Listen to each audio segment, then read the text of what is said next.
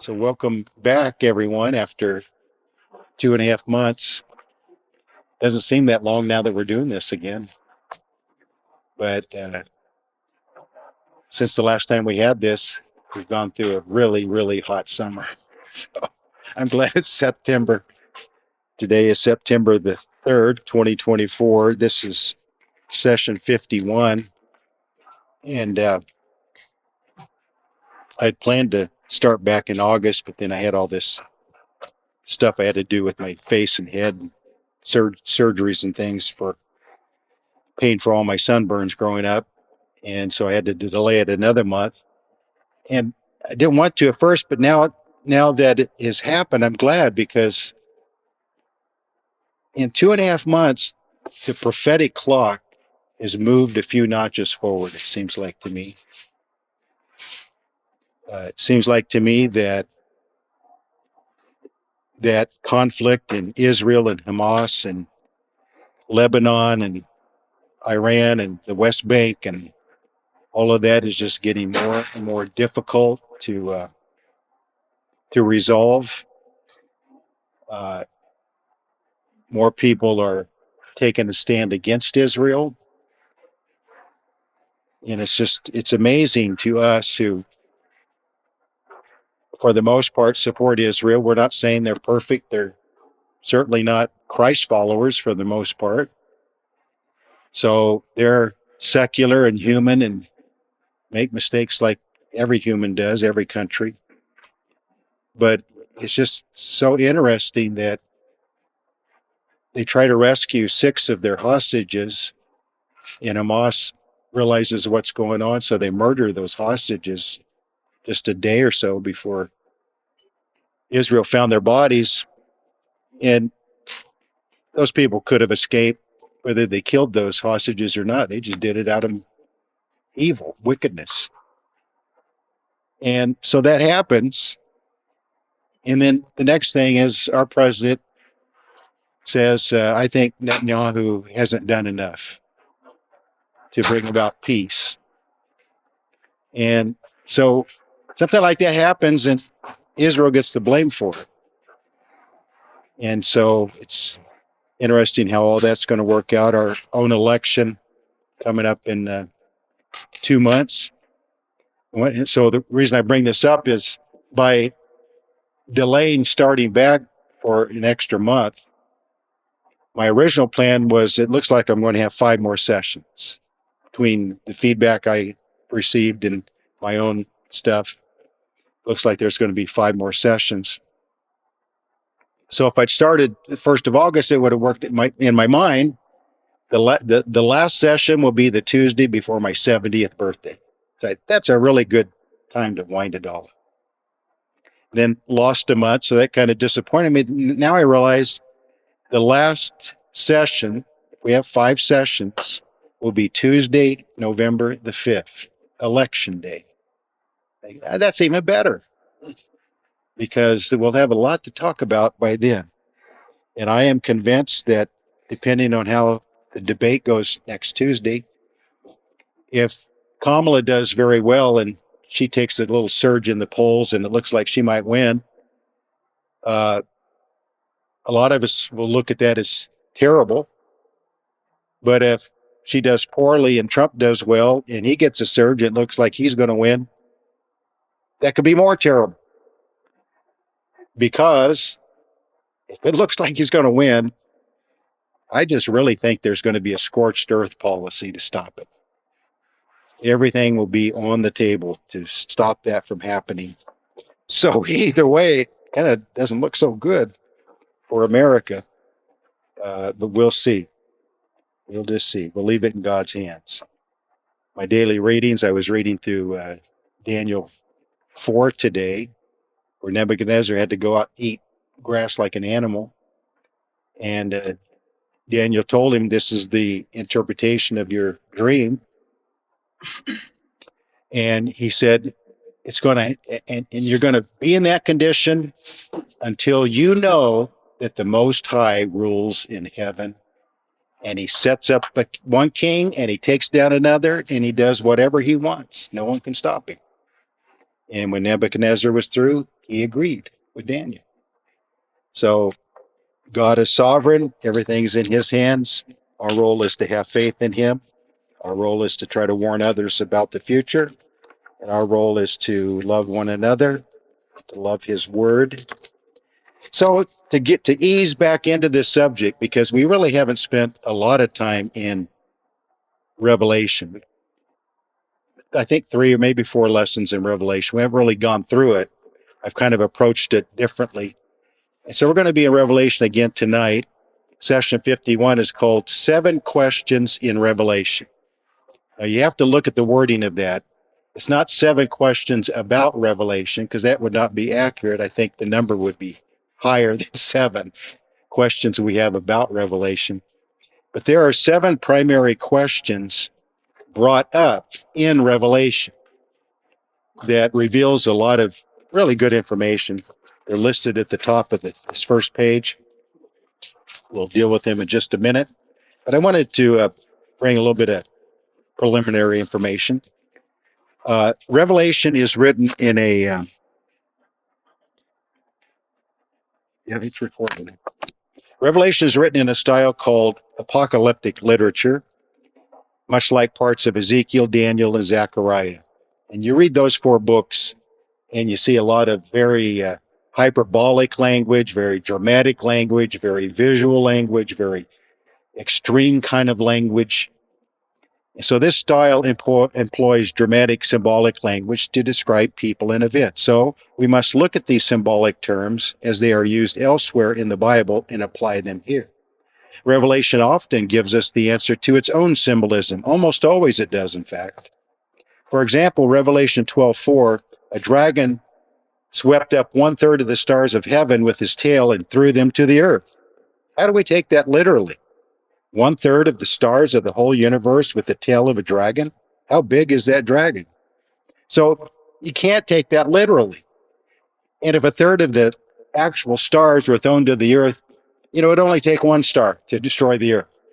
You wouldn't need 1/3 of all the stars. So 1/3 of the stars Revelation 12:9 gives us the answer to the dragon, calls him Satan and the devil, the accuser, the deceiver. And 1:20, the answer to the stars. They're the angels or the messengers, whoever you want that to be. Some say pastors, some say literal angels, but at least it narrows it down. So even though this book is highly symbolic, the answers for their literal meaning are there. So it is a genre, a style of writing that grabs your full attention to large and dramatic events in an extreme visual style. Now, even though we say Revelation is about the distant future, it did have an immediate purpose.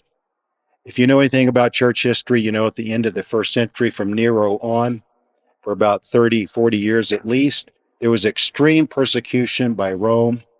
A lot of Christians and Jews both killed because they still considered Christianity a part of the Jewish religion.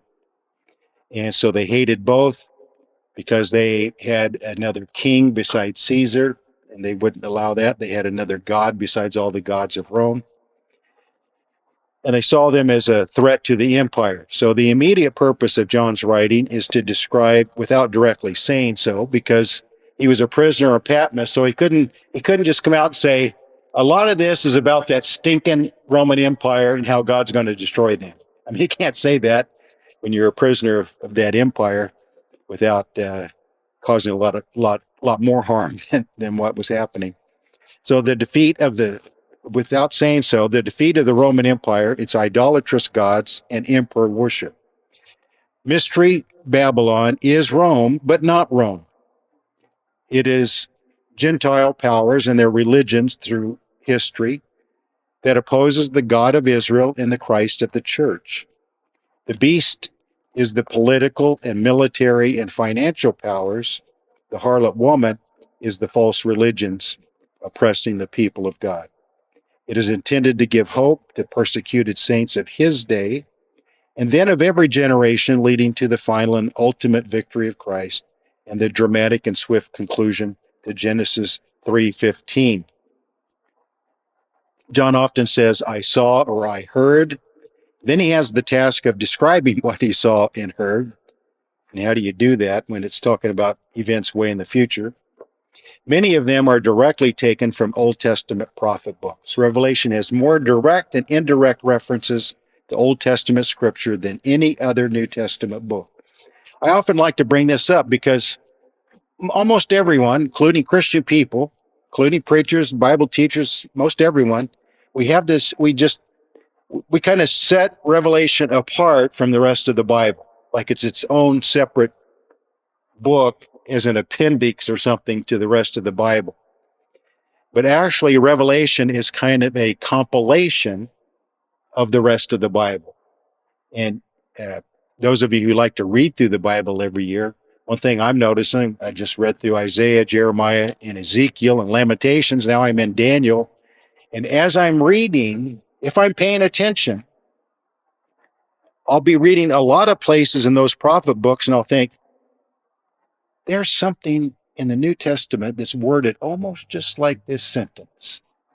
And I say that to myself a lot because there is a lot. And Revelation does it more than any other New Testament book. For example, we're not going to turn there, but read Ezekiel 47 and 48, where it talks about the river, the healing waters, the river coming out of the city, and all that. And chapter 48, talking about 47, 48, talking about the leaves of the tree of life and the healing properties that it has. That's back in Ezekiel. But that's how the Bible closes, Revelation 21 and 22. So he's just drawing from all the Old Testament books, kind of rearranging things. And that, in large part, is the book of Revelation. So it's the perfect book to close the Bible because it grabs much of the Bible and mixes it together. Now let's look at these 7 questions. I got to go fast as I often do. I apologize as I often do to those of you who show up in person because these outlines, the last dozen or more sessions that I give to you, I purposely write it up in a way that I'm going to be sending it as an email attachment to my mailing list of lots of people around the country. And I want them to be able to print it out and use it in their own personal study, whether they ever watch the video or not. They have this written information that they can use in their own studies. Revelation 5:2 is the first question, and so we're going to just kind of open our Bibles and go through these. Then I saw a strong angel proclaiming with a loud voice, "Who is worthy to open the scroll and to loose its seals?" This first question deserves an entire session because of its beauty, its depth, its importance, and the whole thing. But it's going to be the shortest point I make tonight because the answer to it is the easiest. It's the most obvious. The next 3 verses answers the question easily. The answer is no one. No one is worthy. So, what that caused to John? I wept much because no one was worthy. But everything changes in verse 5.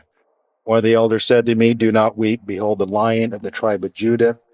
As I like to bring out that we normally think of Jesus as the lion, as the lamb at his first coming, and the lion at his second coming. The truth of the matter is, this is the only single time he's referred to as a lion in the book of Revelation. But he's referred to as a lamb 27 times. And I think the idea is that by saying he's the lion once, that kind of gives an emphasis. And then God says, but the only reason he can come back as a lion 27 times, I'm going to call him the lamb.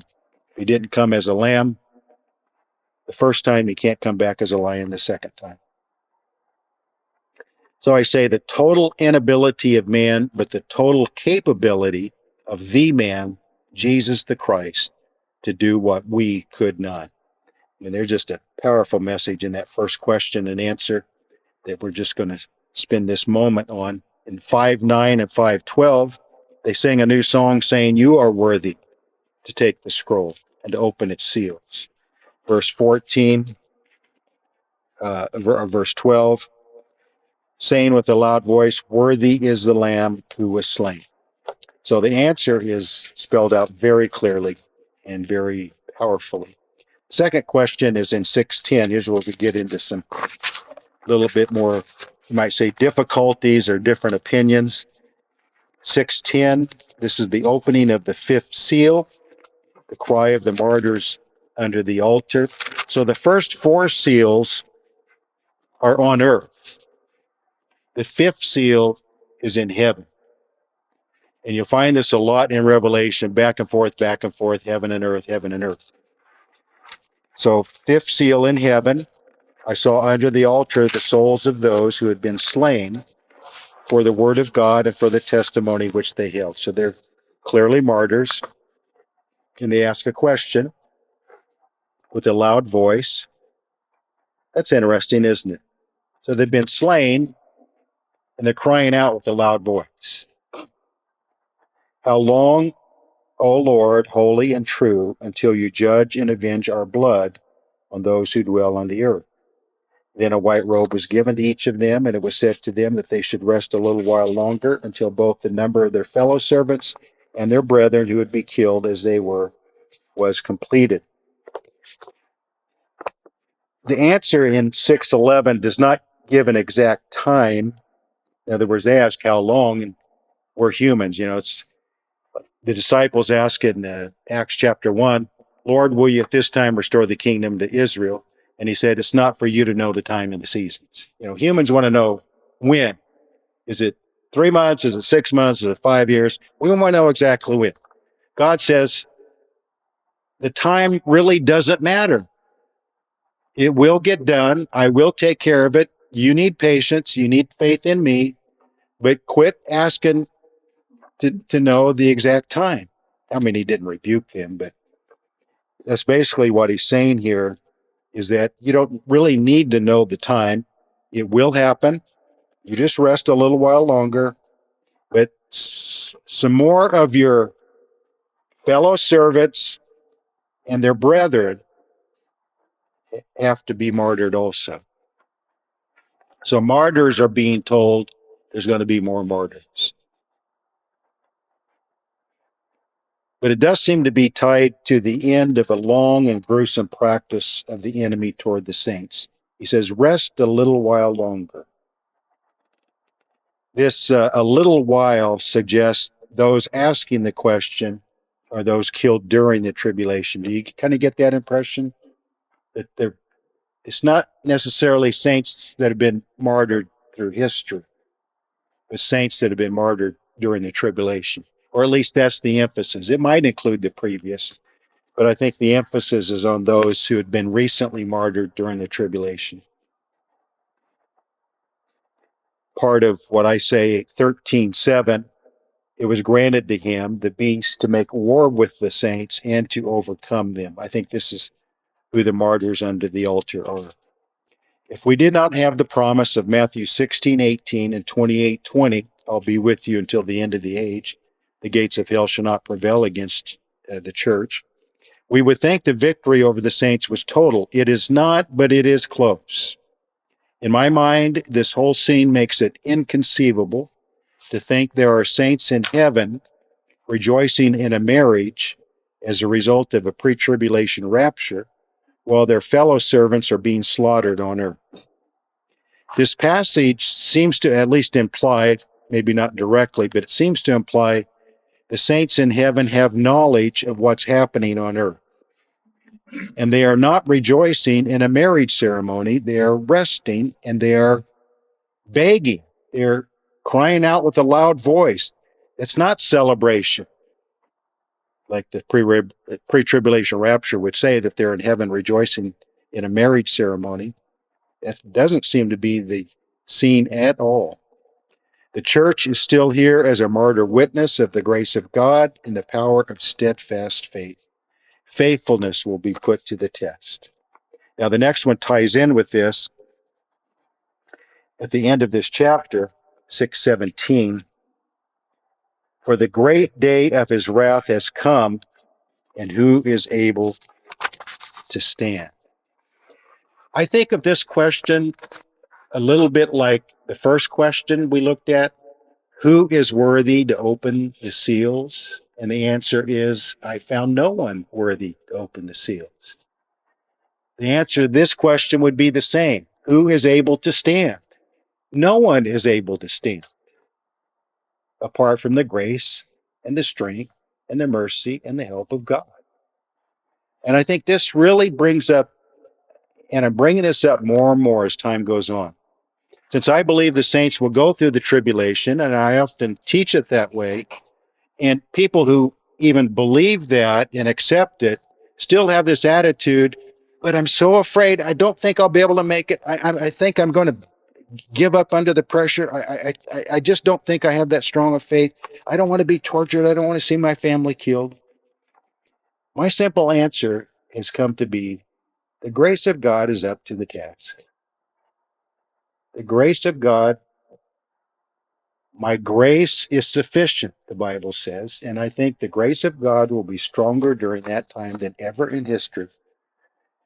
And I don't think it will be, we might have some fear, we might draw back a little bit, things like that, but I see descriptions of boldness, of strength, of outspokenness, of knowing we're going to be killed for speaking out and still speaking out. Because during that time, it will be so clear to many of us, having studied this subject of eschatology, it will be so clear to us. We will know what's going to happen next.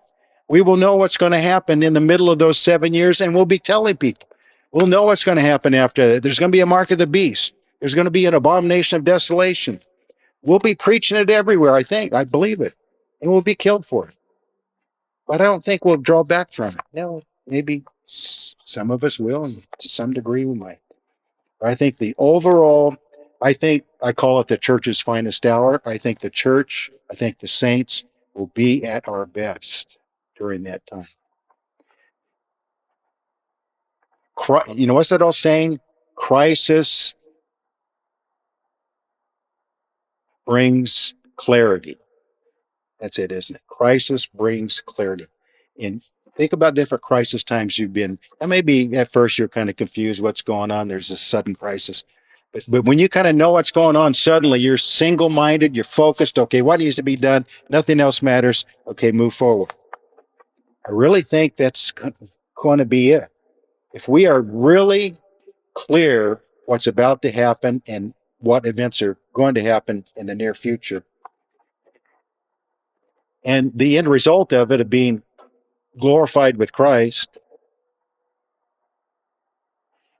as I like to quote that verse in 1 John, perfect love casts out fear. I think the grace will be there to give us perfect love. And if we have perfect love, fear will be gone. Anyway, who is able to stand? No one is able to stand. But by the grace of God, we stand. What a challenge this is to the saints. The day of his wrath is the day of the Lord, so often mentioned in prophetic scripture. This day is not the totality of the last 7 years. That's another major mistake I think a lot of people make. Nor even the last 3.5 years, but it's right at the end, closely connected to the actual return of Christ.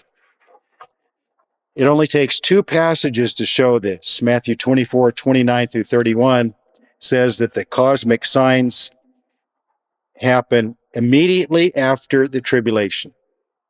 But Acts 2:20 from Joel chapter 2 says those same cosmic signs, it gives the same description of the sun and the moon and the stars, says they happen before the great and notable day of the Lord. So the day of the Lord is his actual coming and the next 1,000 years. It's the 7th day. The 7th day of the 7,000 years outlay of Bible history. The 7th day is the last 1,000 years, the millennial, and that begins with Christ's return. That's the day of the Lord. That's when he pours out his wrath. That's immediately after the tribulation. So that in the larger context, this passage 6:12-17, I looked when he opened the 6th seal, and behold, there was a great earthquake. The sun became black as sackcloth of hair. The moon became like blood. The stars of heaven fell to the earth. So, the exact description in Matthew 24, 29 through 31, Jesus says the description in Revelation 6, 12, and 13 is immediately after the tribulation. What does that tell me? That tells me the sixth seal brings us to the very end. I have a lot of overlap of the seals, trumpets, and bowls of wrath. And I think the sixth seal, the seventh trumpet, and the bowls of wrath they all bring us right to each one of those seven brings us right to the end. It's interesting that the seventh seal is separated from the first six by over a chapter. And all it says, there was silence in heaven. I think that means that the Lord has returned and defeated his enemies. So the sixth seal seems to me to bring us right to the end. The whole description of this great earthquake is shown in the seventh trumpet. It's shown in the bowls of wrath, the sixth and seventh bowl. These cosmic signs. Verse 14, the sky receded as a scroll. So if you have them successive, if you have the seven seals, like maybe in the first half of the 7 weeks, and then you start the seven trumpets only after the seven seals are done, and then you only start the bowls of wrath after the seven trumpets are done, and that's how many people do it, and they seem to be able to work it out in their own mind. But if you do that, you're having in the first part of the 7 years, in this sixth seal, a description of what happens at the end of the 7 years. So you almost have to say those two extreme kind of events happen twice. And I see it happens right at the end. This kind of extreme shaking, he's going to shake heaven and earth. And that final shaking is going to happen right at the end of the 7 years. So, if you have the sky receded as a scroll, as when every mountain and island was moved out of this place, if you have that happening in the start of the 7 years or in the first 3.5 years of the 7 years, then it seems like everything's like destroyed before the last 3.5 years. And the last 3.5 is actually when is called the Great Tribulation. That's when the most severe things happen. So anyway, you can work it out in your own mind. The kings of the earth, the great men, the rich men, the commanders, the mighty men, every slave, every free man hid themselves in the caves, the rocks of the mountains, and said to the mountains and rocks, fall on us and hide us from the face of him who sits on the throne from the wrath of the Lamb. Well, evidently they see the face of him. Heaven is open and is getting ready to return. So again, that's hard to put in the first 3.5 years. That's right at the end, right as he's getting ready to return.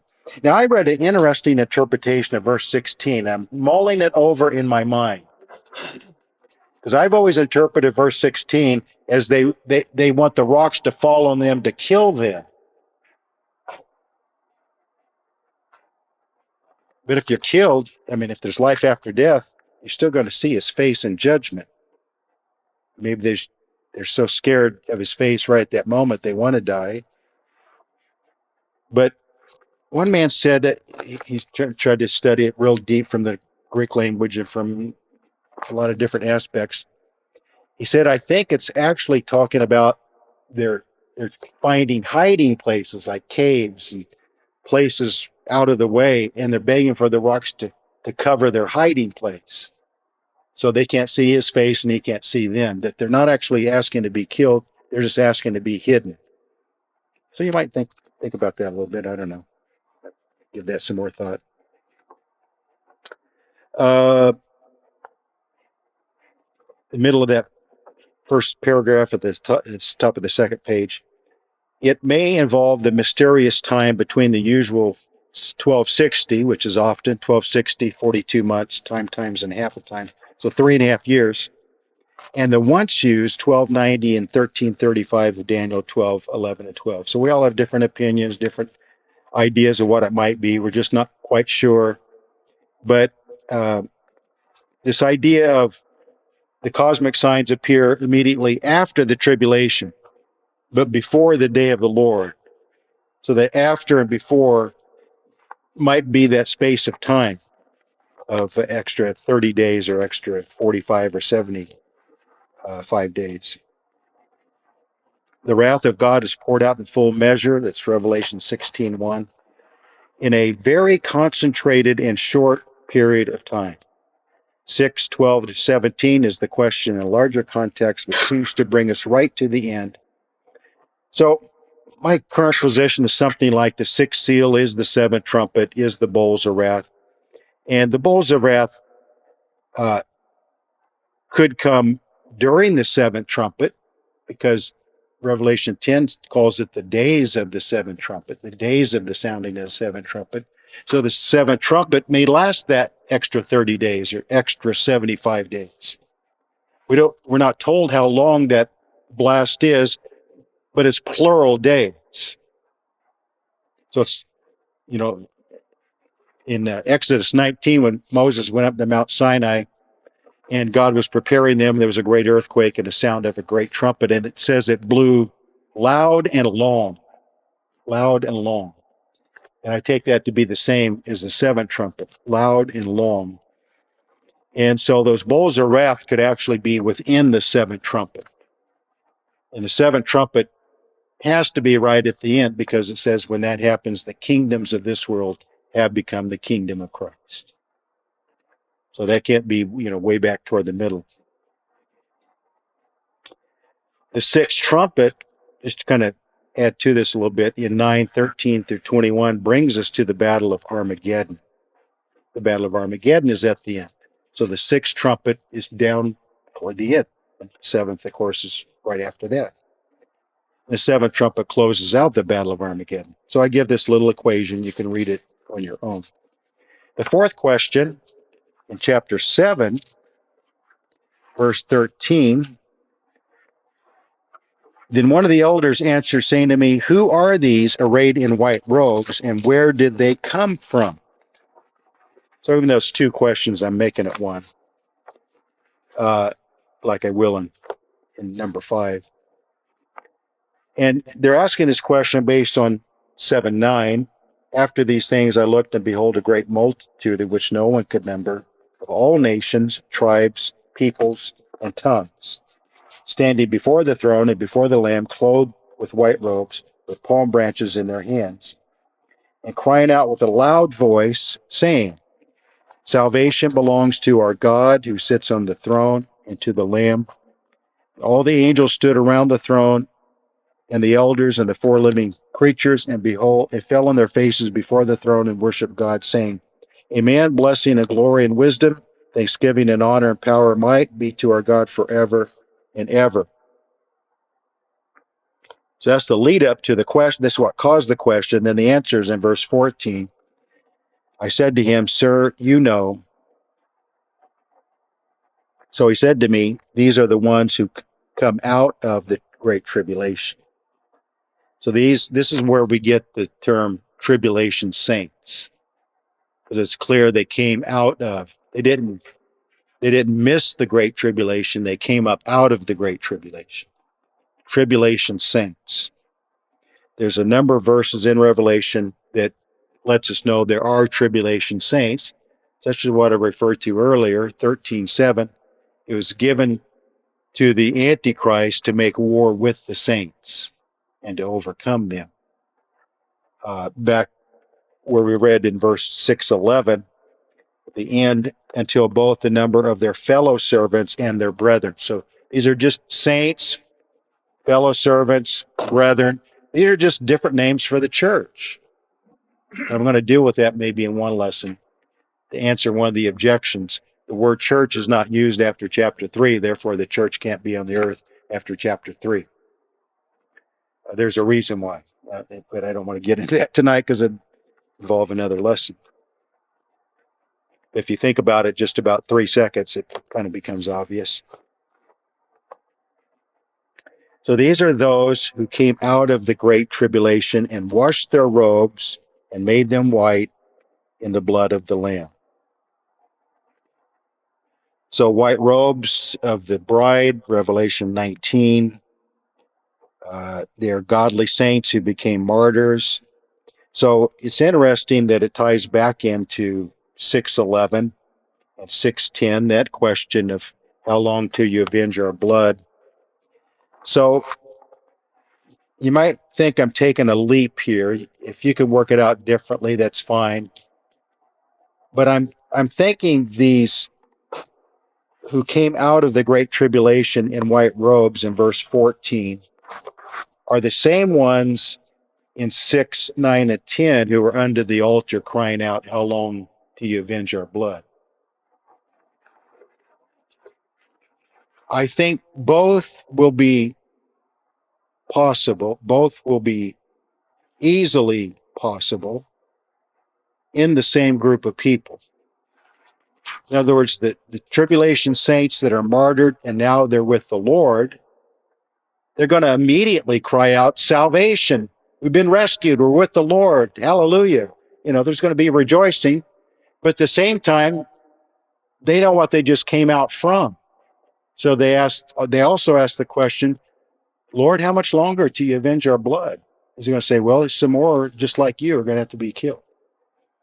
So I'm making these in verse 9 and 10 of chapter 7 be the same as those in chapter 6, verse 9 and 10. You may work it out differently, but it seems to be the same to me. Then I'm making, and also those in verse 14. Those who came out of the Great Tribulation are the ones who are saying salvation in 7:10. And they're also asking the question in 6:10, how long? So if you see it differently, feel free to maybe offer a different suggestion. So I say in number 4, about three lines down. So the bride of Christ includes the so-called tribulation saints. Either get back on my little high horse again about the timing of the resurrection and rapture. So the bride of Christ includes these so-called tribulation saints because they have the white robes of the bride. But they're killed during the tribulation. So if they're killed during the tribulation and they're still giving white robes of the bride, but they weren't raptured pre-tribulation, so evidently they became saved after the rapture of the saints in a pre-tribulation view, but they're also becoming part of the bride. I don't know if they missed the wedding ceremony, but they're still made part of the bride. You have to ask someone who has that position. So it includes the so-called tribulation saints. They're either added after the actual wedding ceremony, if pre-tribulation rapture is correct, or these people are simply part of the ongoing martyrdom of the saints, and the wedding is not until the same time frame as the return of Christ in chapter 19. So a real simple question to ask someone. You don't have to do it in an argument or in a mean way or anything, but just for information. First find out, okay, if they're pre-tribulation rapture, and then ask, do you see the book of Revelation in unfolding in a definite time order? Do the seals come first, and then after the seals come the trumpets, and after the trumpets come the bowls of wrath. If they kind of look at the whole book that way, that it's unfolding in time, then a simple question would be, why is the marriage ceremony not described until chapter 19? If there is a time order all the way through. Otherwise, you'd have to grab hold of what's described in chapter 19 and bring it back to the start of the book. Simple things like that. Doesn't have to be argumentative.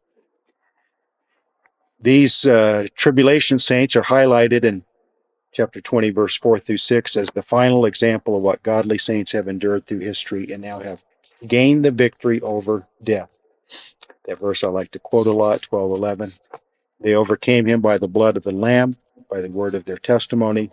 They did not love their lives to the death, even in the face of what Antichrist does to them in 13:7. the saints gain the victory. That's what 7:10 says. They cried out with a loud voice. Who cried out with a loud voice? Those in verse 14 who came up out of the great tribulation.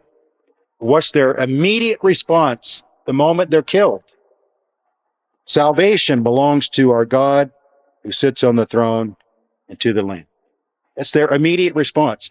Their immediate response is, boy, that was a terrible death. That was a gruesome death. Boy, they sure tortured me. Boy, that was sure tough to go through before they killed me. Now, their immediate response is salvation. The fifth question in this book is interesting. Chapter 13 and verse 4. This is the beast that rises up out of the sea. We call him the Antichrist, the man of sin. Who is like the beast? Who is able to make war with him? Kind of the answer to his previous questions. No one. Seemingly no one. It's almost a rhetorical question. This beast is the Antichrist, the archenemy of Christ, and the archenemy of the saints all through history. This final version of those who have persecuted and killed the saints, because there's been thousands of them through history.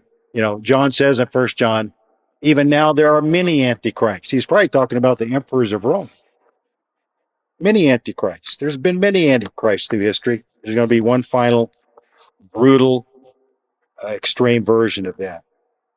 The final version of those who have persecuted and killed the saints is the most extreme example of many brutal men who have tried their best to destroy the Jews and the saints of the church, killing millions in the process, wreaking havoc along the way just because of their hatred.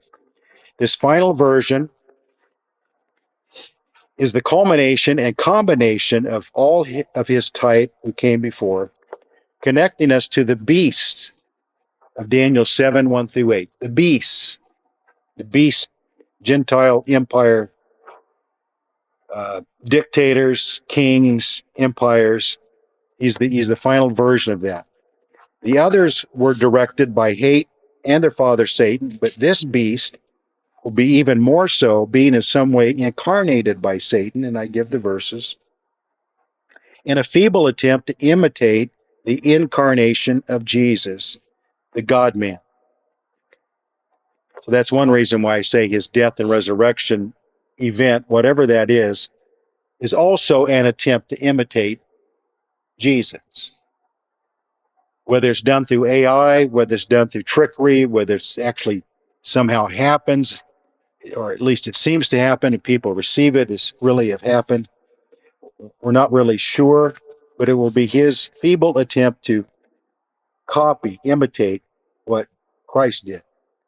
The world will be amazed at his satanic ability to seemingly accomplish what every dictator and conqueror has tried to do, which is gain ultimate power over others and to destroy his enemies.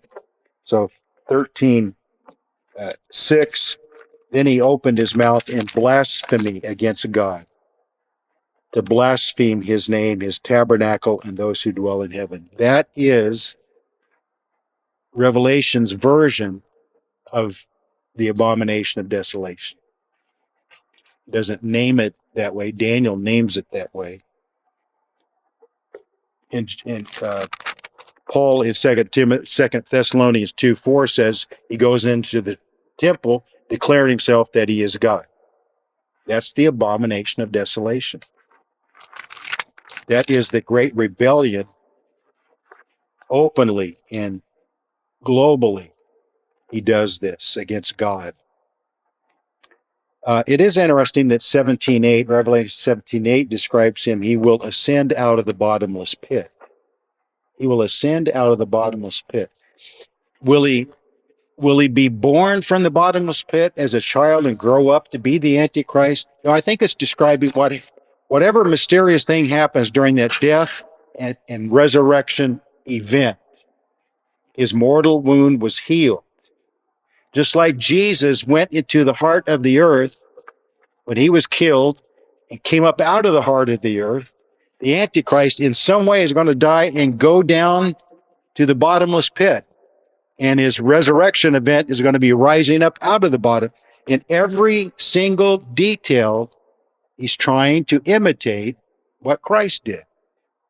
in a false way, maybe in a deceptive way, whatever, but it's going to appear to be real, and the world will accept it as real. And that's why they ask the question. When all this happens, there are no answers. So they're going to say, who is like the beast? We've never seen anybody like him. Who's able to make war with him? So he's going to be able to do, in some weird way, what Jesus did in his death and resurrection and going to the heart of the earth and coming up out of it. But Jesus didn't have the internet and worldwide communications. The Antichrist will, and so the whole world's going to be aware of it, see it, and they'll have no explanation for it. So they're going to accept it to some degree, and at least for a few, for a while, however how long that is, they're going to follow after it because it appears he can overcome death. The sixth question is in 17:7. Why did you marvel? So let's turn over there to 17:7, and these two chapters get into the judgment against the scarlet woman and the scarlet beast, Mystery Babylon the Great, the mother of harlots and of the abominations of the earth. So he says in verse 7, the angel said to me, why did you marvel? I will tell you the mystery of the woman and of the beast that carries her, which has the 7 heads and 10 horns. So John is seeing this, and he's seeing like this weird beast creature and this woman all decked out in this really lavish, strange outfit with all these jewels, and it's hard to even describe what it had to look like to John. And John's seeing this, and he's thinking, what is that? What is that? So it's interesting that the angel asked him, why did you marvel? Of course John's going to marvel when he sees something this weird. And what he's looking at is down through history to the return of Christ and the buildup of how his Christian faith, so simple, based on the fruit of the Spirit, based on love and based on Christ, based on loving one another, based on sharing this message with others. Very simple structure that the church had in John's day. He's looking down through history and he's seeing like my simple religion is turned into a worldwide empire religion, wealthy, wicked, killing the saints, wicked to the core. And the rise of Islam, the start and rise of Islam, and then its growth and its wickedness. And, whatever other religions are mixed into this, these are the two, and then he's going to see the further corruption of the Jewish religion. So the 3 religions that come from Abraham and then, lead up to Christ, and then, the 3 main monotheistic, more Western-based religions. He's going to see their rise and their corruption and their wickedness. And then it's all riding on this beast, which is, he knows from Daniel, okay, this represents in some way a political, military, economic empire. He knows that from Daniel's writings, that something like that. And this woman is something like these weird, gigantic, powerful, mean religions developing down through the ages. Of course you're going to marvel. What else are you going to do? It just blew his mind to even think about that kind of thing. So an angel asked John the question regarding the great harlot of 17:1 and the description of her in 17:3-6, and she's sitting on a scarlet beast. Well, he'd already talked about that beast coming up out of the sea in chapter 13. Now it's a scarlet beast. Now he has this weird woman on top of him. So it's getting really strange. He doesn't know quite what to do with it. So John was familiar with the pagan and idolatrous religion of Rome of his day, but this was so much more massive and pervasive that he was overwhelmed with her growth and power. She is the continuing religion or religions of Egypt, Assyria, Babylon, Greece, Persia, Rome, etc. For instance, down in 17:10, where it talks about the 7 heads or 7 mountains in verse 9 on which the woman sits. So she sits on a beast, but the beast here is not called the beast. The beast here is called the 7 heads or 7 mountains. So suddenly the beast is this earthly empire, powerful rule of some type, which is how the Bible describes kingdoms, mountains, and heads. There are also 7 kings. 5 have fallen. 1 is, the other has not yet come. And when he comes, he must continue a short time. The beast that was and is not is himself also the 8th, is of the 7, going to perdition. So that gets a little confusing when you're trying to figure all that out. I take the traditional view on this in verse 10. The 5 have fallen is Egypt, Assyria, Babylon, Medes and Persians, Greece, and Rome. So that's the first 6. And that's why he says 5 have fallen, so those previous to Rome. The other 1 is, that's the current empire, which is Rome. So it seems obvious to me. And the other has not yet come. There's still 1 after Rome. So people say, well, it's the revived Roman Empire. And I agree with that to a degree, but I think what we have failed in the past and what we're now trying to correct is to see that revived Roman Empire, not just the western leg of it, but the eastern leg of it too. And the eastern leg of it is more involves Islam in the Middle East, in that part of the world. Whereas we always said it was like the common market in Europe and Rome. We're so Western minded, we put all the emphasis on that. But that vision of Daniel 2 had 2 legs and the 10 toes, but it's 5 toes on each foot. So that I think it's clear that it's talking about the western and eastern parts of the Roman Empire. That Constantine moved to Constantinople in the 4th century, so early on, he called it New Rome. So in his mind, that the Roman Empire had moved east to the eastern leg. And but then it says, the beast that was in verse 11 and is not is himself also the 8th and is of the 7th. So that 7th, whatever that 7th is, becomes the 8th. So he's the 7th and he's the 8th.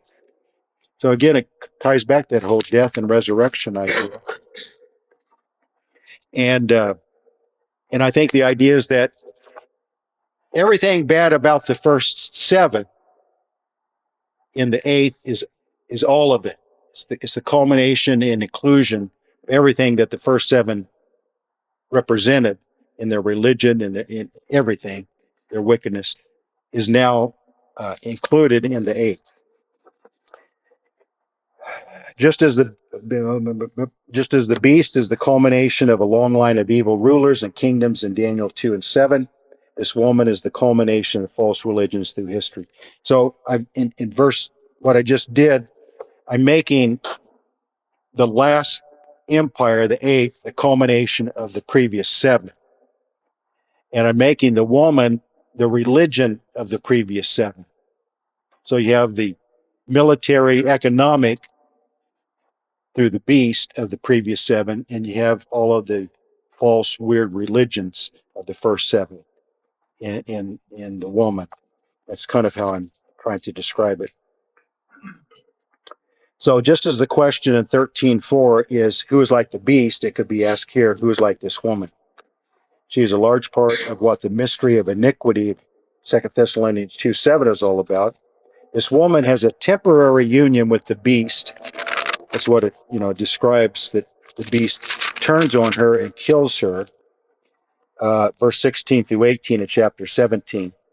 They're going to turn her, they will hate the harlot, make her desolate, naked, eat her flesh, burn her with fire. For God has put it in their hearts. God has put it in their hearts. So they're going to do it. The wicked are going to kill whatever that woman represents, but God causes them to do it. So this woman has a temporary union with the beast, but since the beast and his confederation hate the religion of this woman, they turn on her and destroy her. Antichrist has a harlot bride and turns on her. Christ has a virgin bride and loves her forever. I like that last sentence. I came up with that all on my own. The seventh question is 1818. What is like this great city? I'm just about out of time. And you'll read, as you read through this, you realize the answer is, I don't know what this great city is. It does say in 1718, that great city which reigns over the kings of the earth. So the question is not answered here, so we are left to some surmising. Is it Rome? Is it Jerusalem? Is it Constantinople, which is East Rome? Is it Mecca, the holy city of Islam?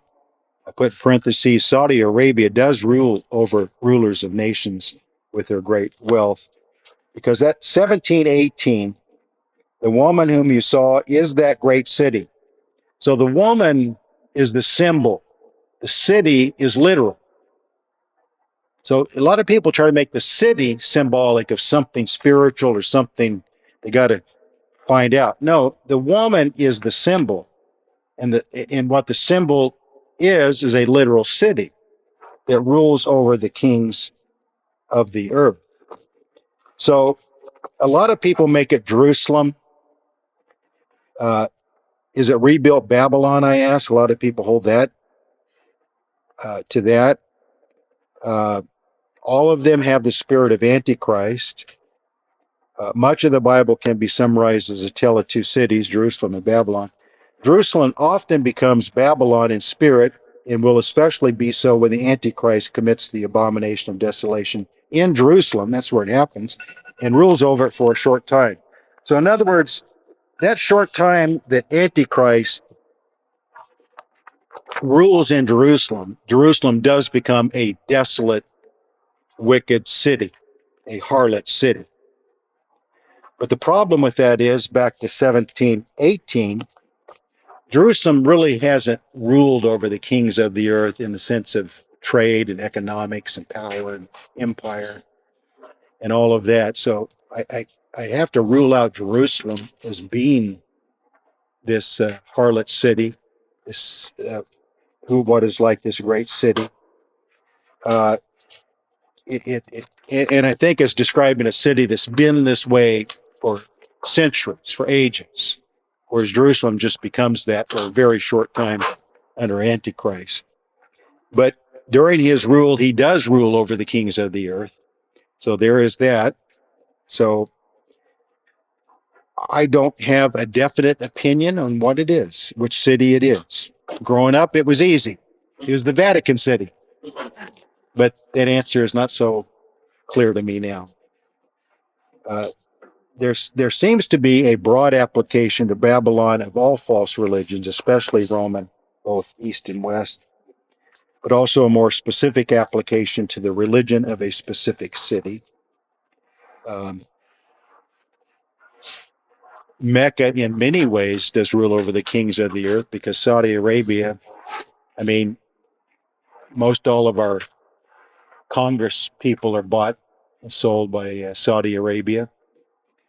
Most of our leaders are bought and sold by Saudi Arabia. Most of the leaders of the world are bought and sold by Saudi Arabia. Still, they still have that power, and it's a harlot city in the sense it's the capital, main city of the worst religion toward Jews and Christians. So I think a good case could be made for Mecca, but I can't say for sure. My closing sentence is 9/11. What happened on 9/11, which is we're just barely over a week away, forced us toward the eastern leg of Daniel 2. And I think that big event caused us to realize we haven't included the eastern leg and the Islamic religion enough in prophecy. And I think we're trying to correct that the last 20 plus years. So that's my part. I may have said some things you'd like to bring up, so I'll go ahead and stop the recording.